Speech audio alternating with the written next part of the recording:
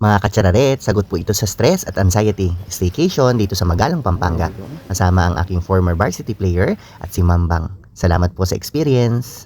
Ika nga, do not worry about anything, instead, pray for everything. Mga katsararet, na-enjoy ko po yung pagkain po dito kasi it reminds me ng luto ng aking inang Holya. Feels like heaven talaga. Ang hagod at ang pako. Mga katsararet, masarap po itong lutong bahay na ito. Ito pa ko. Kinabukasan mga katsararet ay kailangan namin mag-ready para mag-breakfast sa kanto at coffee. Masarap talaga ang kwentuhan together with coffee.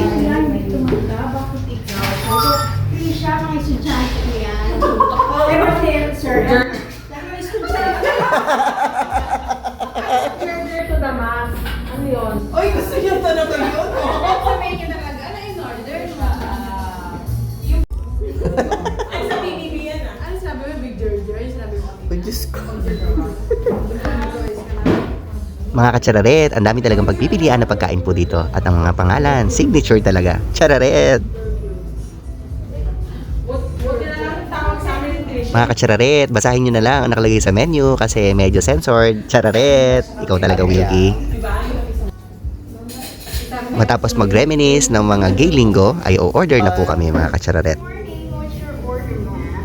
Ano ba itong kanto? Ay.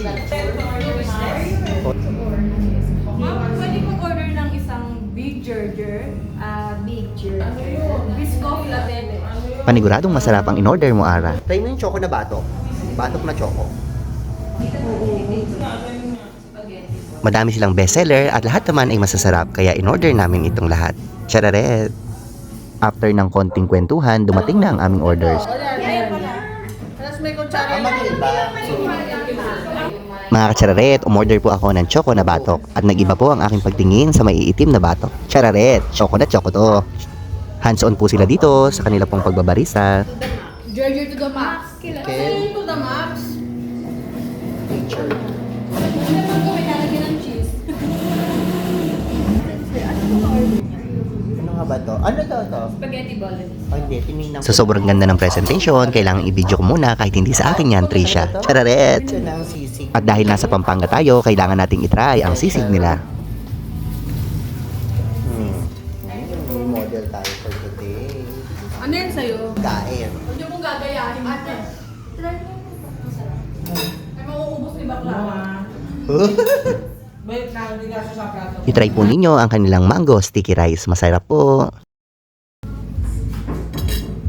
Balutin mo ako ng iyong mama. Mambang, maraming salamat sa iyong paayuda. Malaking tulong po ito sa akin. Tsararet! Balutin Sa kanto at coffee, may kape ka na, may masarap na pagkain ka pa. Tsararet!